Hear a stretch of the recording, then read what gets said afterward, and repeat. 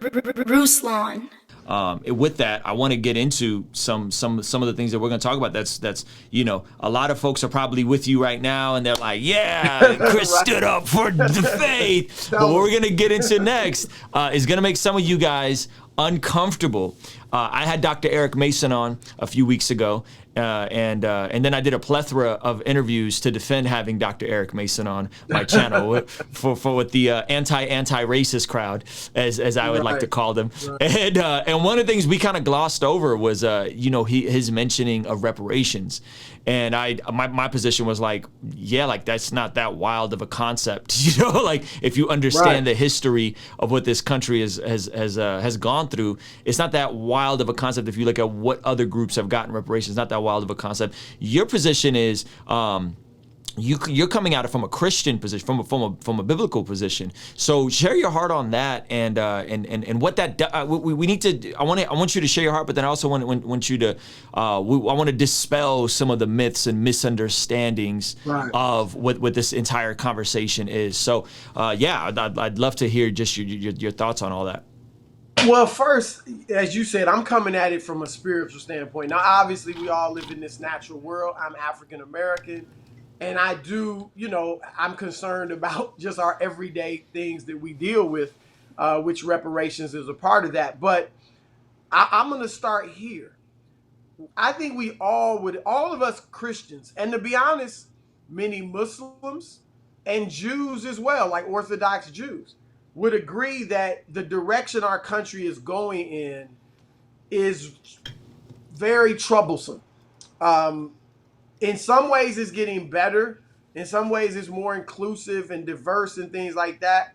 But in a lot of ways, it's troublesome for people of faith because it's getting close to a point where, as I said, it's not about pluralism and, okay, Christians believe this, Muslims believe this, Jews believe this.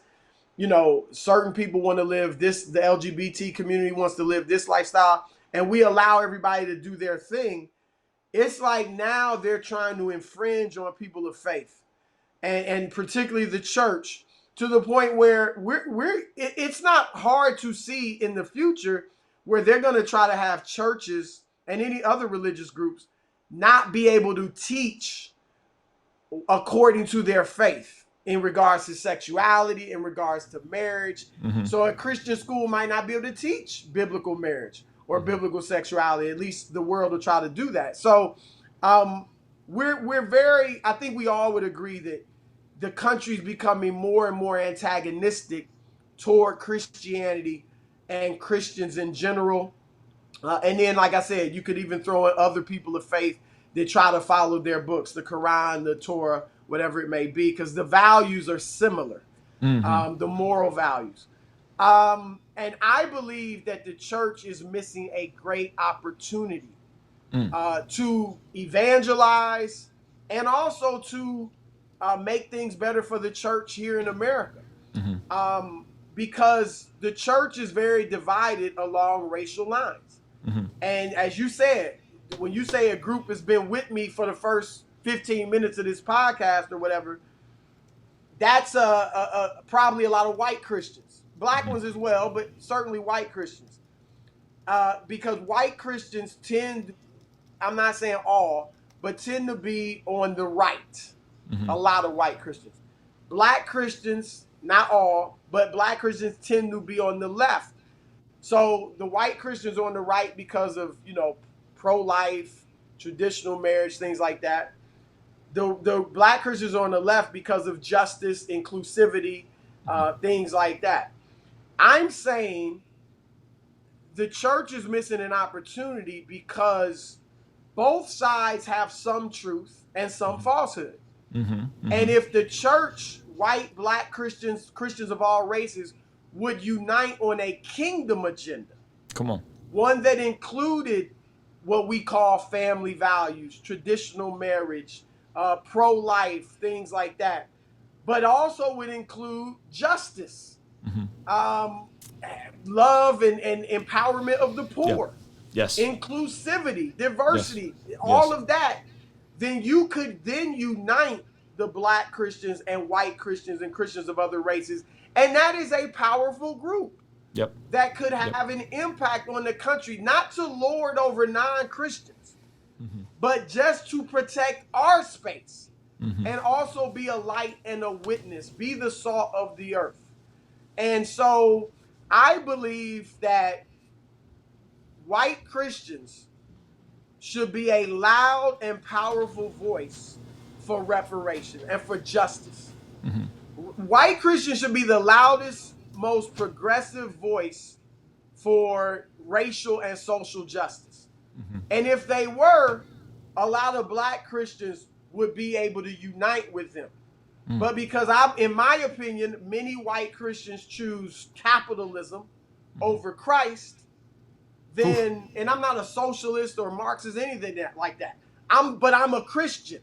Yeah. And I don't think capitalism, God threw capitalism down from heaven, even though I enjoy living in a capitalistic society. And I'm just saying that Christ should be first. And I can make a biblical case for reparations. I can make a historical case for reparations. I can make an economic case for reparations. And I think if the church was promoting that, as well as the other traditional values that we talked about, then I think it would be powerful. It would be evangelistic, because the Bible shows that in Acts chapter 2, in Acts chapter 4, when the church meets the economic needs of individuals, that's evangelistic. They did that in Acts 2 and 4, and they added to the church daily. Yeah. So that's it, not even it in a nutshell, but that's one statement. If you have another question, yeah, I can no, that's go on, good. because I think it's a deep topic.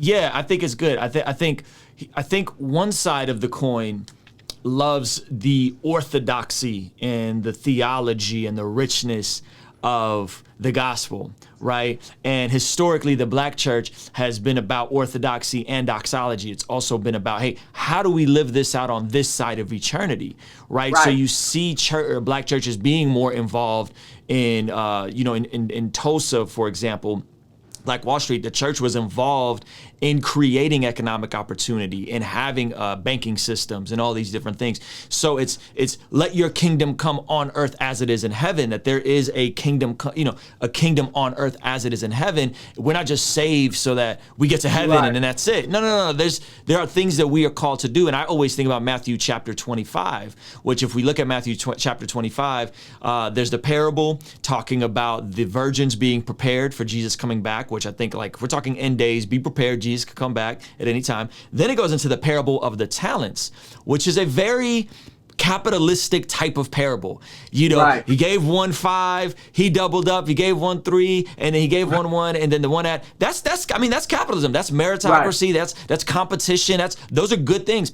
And then it goes from there, and it goes into this very interesting parable about, it probably isn't even a parable, but it talks about the least of these. Hey, when I was hungry, you fed me. When I was in prison, you visited me. When I was naked, you clothed me. And so we go from live your life prepared, which is the beginning of Matthew chapter 25. Jesus could come back at any moment, to make the most of your time, talent, and treasure on this side of eternity, which is very capitalistic, to, and by the way, don't forget about the poor. Don't forget about the people that are in prison. Don't forget about the people that have had a rough hand. And so when it comes to these conversations, I think a lot of this is based on our perspective. So I want to clarify a few things, because I know, go ahead, I'm sorry. And well, let me add this, because you mentioned the black church being about orthodoxy and doxology or orthopraxy. The white church is very much about that as well, and very much about social justice when there are issues affecting them. Okay. The white church doesn't hesitate to speak out about abortion. They didn't hesitate to speak out about same-sex marriage.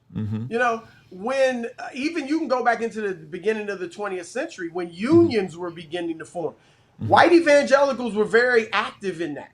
And so I don't think white Christians are against social justice at all when it comes, and I'm generalizing. So I think you understand the term. I'm not saying every white Christian or every white Christian church, but the white church as a whole in America has been very much about justice when it affects them.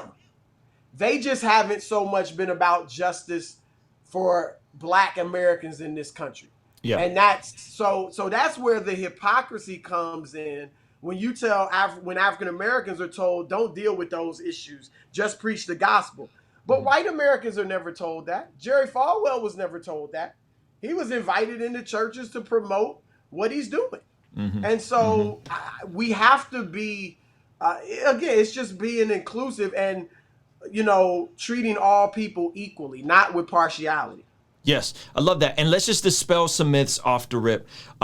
There's this big, I feel, misrepresentation, and I don't know if it's intentionally being misrepresentation or it's being just ignorant. So when you say social justice, we are not talking about the equal outcome of all groups. We are not talking about Ruslan should deserve to get paid what LeBron James gets paid to play basketball. That is not what we're talking about. So I just want to make this really clear. We are not talking about the disruption of meritocracy, the disruption of capitalism, the disruption of the nuclear family, and let's just create perfect outcome where we're going to disrupt and destroy our entire. That is not what we're talking about. Right.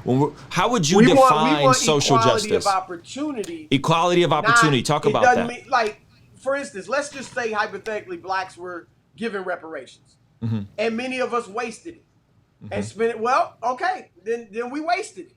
It's not like we're gonna, figure out a way. Okay, we got to get this equity. It doesn't have to be equality of outcome. But it's equality of opportunity is what we want.